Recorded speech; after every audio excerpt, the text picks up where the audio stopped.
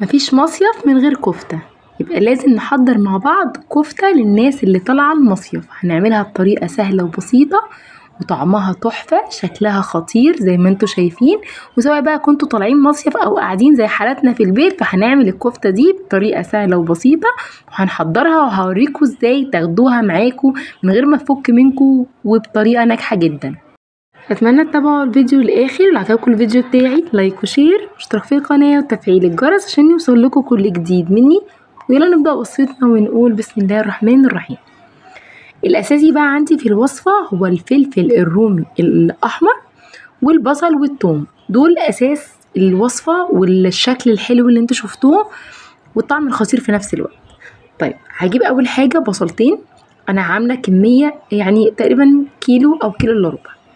هجيب بصلتين متوسطتين كده وهبتدي ان انا طبعا قشرتهم وغسلتها كويس وبدات ان انا اقطعها زي ما انتوا شايفين كده عشان اسهل بس على الكبه انها تفرم بسهوله.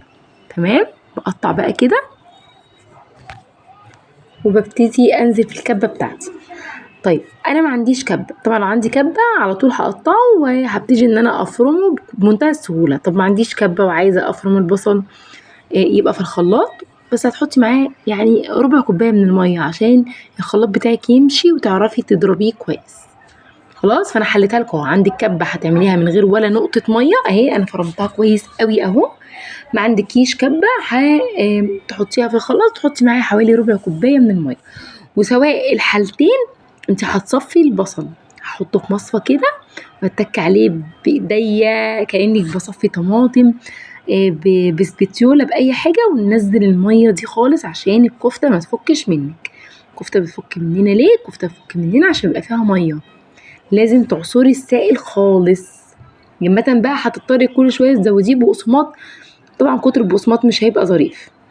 هنعصر كويس قوي، نلم ونعصر لحد ما يبقى البصل معانا مفتل كده، عباره عن تفل بس. تمام.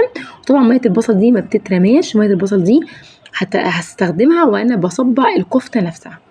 طبعا بتشيلها في الفريزر وبنستخدمها في وصفات كتير جدا، عملت عليها فيديو قبل كده.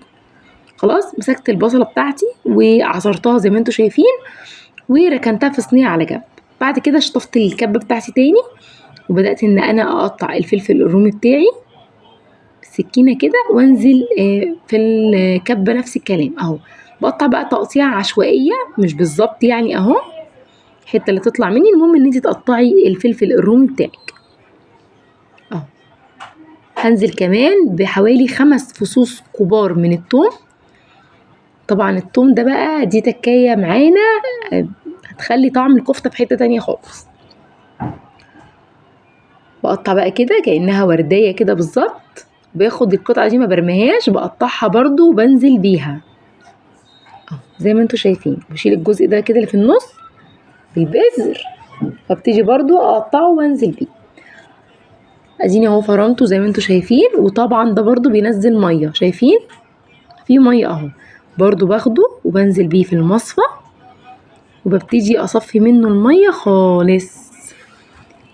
دي اهم خطوه بتتعمل عشان الكفته بتاعتك ما تفكش، ان انتي تعصري منها اي سوائل اهو. شايفين طبعا ميه الفلفل دي بقى انا هرميها، انا مش محتاجاها، هي ميه البصل بس اللي هحتاجها. زي الفل. خلاص، هاخدهم برضو وانزل بيهم في صينيه. عندي بقى صينيه فيها خليط البصل المصفي وخليط الفلفل، طبعا الميه دي اهي، وادي ميه الفلفل اهي، طبعا ميه الفلفل مش هحتاجها، وكميه اللحمه بتاعتي. طيب تعالي بقى نتبل.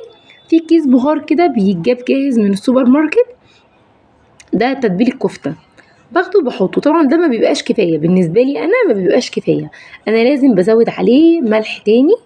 بس طبعا انا بقلب الاول وبدوق اللحمه، يعني حته صغننه كده مش بتدوقيها جامد يعني. انا بالنسبه لي ما بيكفيش، لان تقريبا الكميه دي بتبقى على نص كيلو من اللحمه وانا عامله اكتر من نص كيلو. فنزلت عليه كمان بشويه ملح وشويه فلفل اسود. الله، لو عندك جوز الطيب انزلي كده بشويه جوز الطيب حلوين.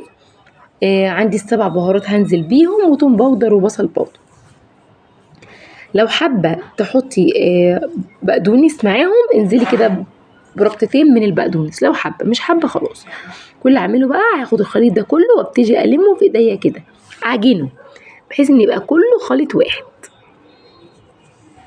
دخل بقى كده كله في بعضه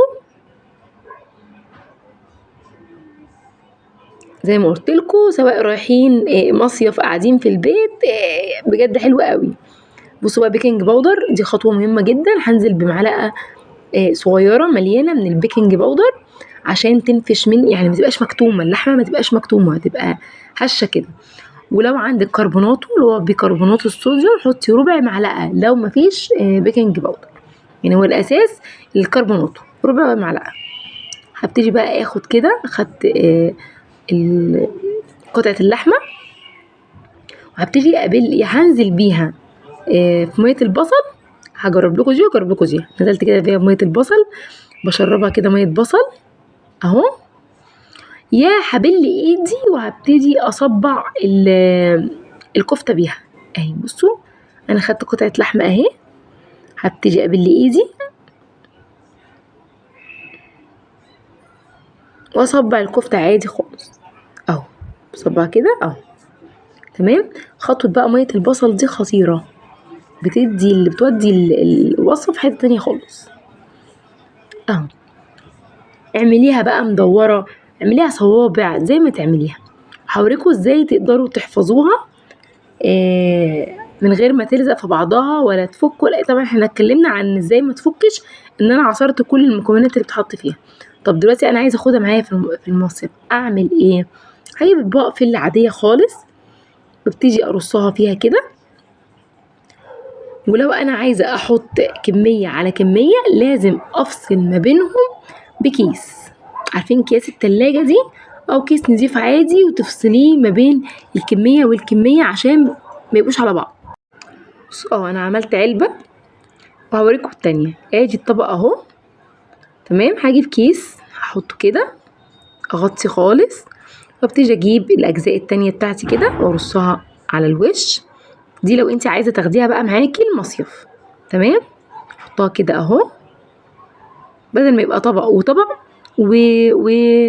وحاجه تحط عليهم فتفعصها فتبهدلها، لا احطهم على بعض اهو، واغطي برضو تاني، وابتدي اجيب الطبق اللي انا كنت عامله عليه ده اصلا واغطي بيه كده، واجيب بقى ستريتش وابتدي ان انا اغلف الطبق، هيبقى ماسك نفسه ومش هيحصل له اي حاجه. وطبعا بتحطيها في الفريزر تجمد، وبتاخديها معاكي مجمده عقبال ما توصلي باذن الله بالسلامه، بتكون لسه معاكي زي الفل. طريقه حلوه وسهله وبسيطه. وطبعا لما نيجي نسويها بنحطها في صينيه تحتيها زيت، وبنحطها على نار عاليه في الاول، يا دوبك تبتدي تعمل الصوت بتاعها ده كده، خلي نار متوسطه، وفي الاخر بتولعي لها حته فحم. جربوها هتعجبكم. اشوفكم في وصفه جديده، وباي باي.